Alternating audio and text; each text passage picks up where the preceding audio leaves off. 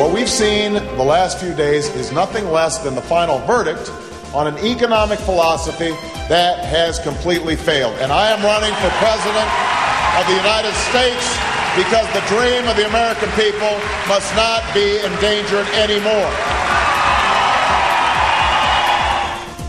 Welcome back to Hardball. David Brooks is the latest in a string of conservative columnists to criticize Sarah Palin's inexperience. He wrote in today's New York Times, quote, Sarah Palin has many virtues. If you wanted someone to destroy a corrupt establishment, she'd be your woman. But the constructive act of governance is another matter. She has not been engaged in national issues, does not have a repertoire of historic patterns, and like President Bush, she seems to compensate for her lack of experience with brashness and excessive decisiveness. Why are conservative columnists knocking Palin? And does this pose a problem for McCain? Tucker Carlson is a conservative columnist, as well as a colleague here, an MSNBC senior campaign correspondent. And Democratic strategist Paul Begals, author of the new book, Third Term. Paul, I'm stacking them up here. Krauthammer, who's a neoconservative, obviously, very strong on foreign policy. George Will, sort of an all-round intellectual. But Dare is a true intellectual yourself. Third term, why George Bush? What's the subtitle of that, Paul? Why George W. Bush loves John McCain. Okay, let me ask you, why, before we get to your book, which we want to talk about, why are the intellectuals in the Republican Party turning on their young? Yeah, you know, I wonder, I actually don't believe it's a vast right-wing conspiracy to aid Senator McCain and Governor Palin, but I think that's the effect. You know, I've said to the Democrats in the beginning of this thing that the way to talk about Palin is only how she reflects on John McCain. By which I mean, remind voters that John McCain is 72 years old, he's had cancer 4 times, and when it's time to pick the vice president who might have to succeed him, God forbid something happens, what does he do? He goes, God, what was her name? I met her once. 1 meeting and a 15-minute phone call, and he offers potentially supreme executive authority to her. In other words, define McCain. I think it's been a rabbit trail for the Democrats, chasing after Sarah Palin. I wouldn't do it. I would only use it as a vehicle to attack John McCain. But I would use everything as a vehicle to attack John McCain because he's a candidate. Tucker, you're harder to figure on this. Well, I mean, I think it's a sign of intellectual honesty that people who support McCain are calling into question his judgment in picking Sarah Palin. I'm not attacking Sarah Palin. Well, I mean, politically it was brilliant, by the way. Everybody I know and conservatives, who is this person? This is a disaster, and it turned out to be more effective than any vice presidential pick, certainly in my lifetime. But here's the problem with attacking Sarah Palin. One, nobody cares about experience. Nobody. The Democratic Party just nominated a guy who has no experience. I'm not attacking him. He just doesn't. And nobody cares. People don't want experience. They want to be inspired. One of the major parties. Well, that's it. I'm not taking that away from him. I'm just saying experience didn't enter into it, except to the extent that a lack of experience helped him. Okay? And second, they attack Sarah Palin's lack of experience. It brings up his lack of experience. I just think it's a tough argument to make. The vice president of the Constitution has only 2 jobs: to preside over the U.S. Senate and to replace the president if necessary. Yeah. For which is she qualified? Well, presumably, Senator McCain feels she is qualified to be president. I mean, you have to think he does, and he's making that case. I mean, you know, it's hard to argue she's the most qualified person. She's not. But obviously the American people, and this may reflect poorly on our country or not, it's up to you to judge, aren't on the market for someone with the most experience. They want to be inspired and entertained. Let me ask you, Paul, because I know your politics, but is this like a Clarence Thomas where they wanted to pick an African-American for the Supreme Court, so they picked the kind they wanted, which is, in this case, a guy who was very conservative, who hewed to the sort of the line of the conservative court. They have a person here who's apparently, to some extent, in terms of foreign policy, tabula rasa, someone they can fill up with all this neoconservative thinking, including vocabulary, apparently based upon her performance with Charlie Gibson. Is that what they wanted, just sort of a vessel to sell and carry their product, rather than someone with independent thinking on foreign policy? Well, I think clearly she hasn't had any independent thinking on foreign policy. That's certainly impressive. And I know she can see Alaska, or Alaska can see Russia, or she can see something from somewhere. I don't care. You know, I mean, I think that it's not even so much experience, though.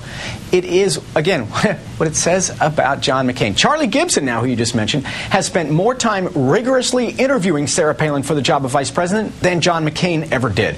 And I think the way for Democrats to talk about this is to indict McCain. His central appeal is character. And by golly, when he was in that POW camp, he showed real heroism and suffering and service and sacrifice and honor.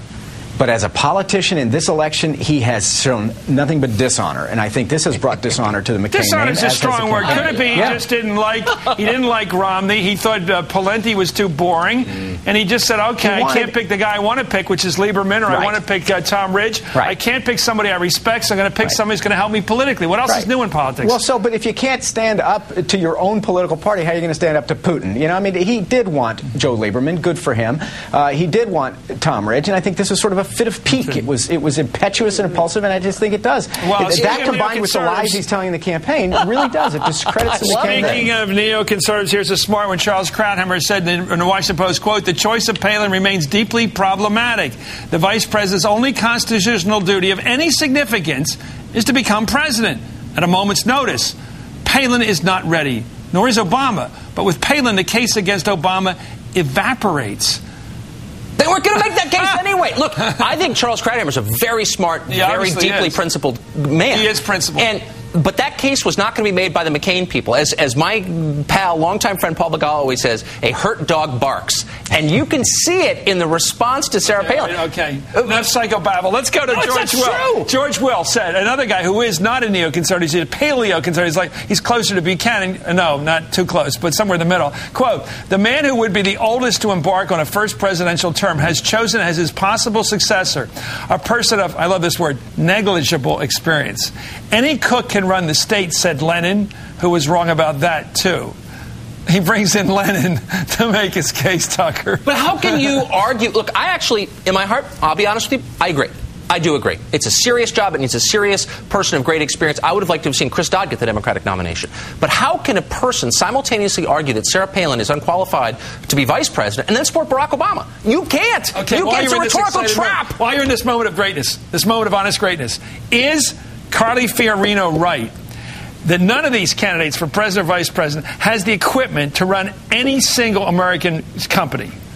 Well, I think the standards for running a large American company are so much higher than the standards for running a government. But they are. You don't get a pass. Cheney ran Halliburton. Rumsfeld ran some big corporation. Look, whatever. I'm saying that they've shown some capability in this area. Go ahead. Your thought, Paul. I've never heard a chief surrogate, and she's been everywhere on television, certainly on cable, selling this guy to say, yeah, but of course he couldn't do my job. Yeah, you know, this is an admission against interest. The more that Carly Fiorina is out there, the better the Democrats do, because she's an idiot. She took Hewlett-Packard stock price down. Well, let me make the case. She took Hewlett-Packard stock price down something like 60%, fired 18,000 people. She said, "I only regret I hadn't fired more people faster." She sold computers to the Iranian regime, the terrorists in Iran, and she says that even McCain or Barack or Biden or Palin are unqualified to do her job. She was unqualified to do her job. She's a disaster for the Republicans. By the way, they lost 26,000 new jobs today at Hewlett-Packard. Wait a second. She's an idiot? I don't know. I've talked to Carly Fiorina. She's incompetent. She seems an idiot to me. No, that's right. Idiot's the wrong word, Tucker. She's an incompetent. She's plainly incompetent. In that position. I just think it's very strange, and I do think by midnight tonight, I don't know anything about running corporations, but I do know something about these campaigns. By midnight tonight, she'll take that back. Oh, but wait a second. What if she'd said, "Oh, yeah, absolutely. This is a person who knows nothing about the computer business. Oh, she's qualified." I mean, she's just being honest. Of course she's not qualified to run it, and neither am I. It doesn't make me an incompetent. I learned the hard way. Truth is no defense. Always tell the truth. What the hell? Neither was. We're going to get fired anyway. We might as well tell the truth. Okay. Neither was Ms. Fiorina qualified to run Hewlett-Packard. Okay.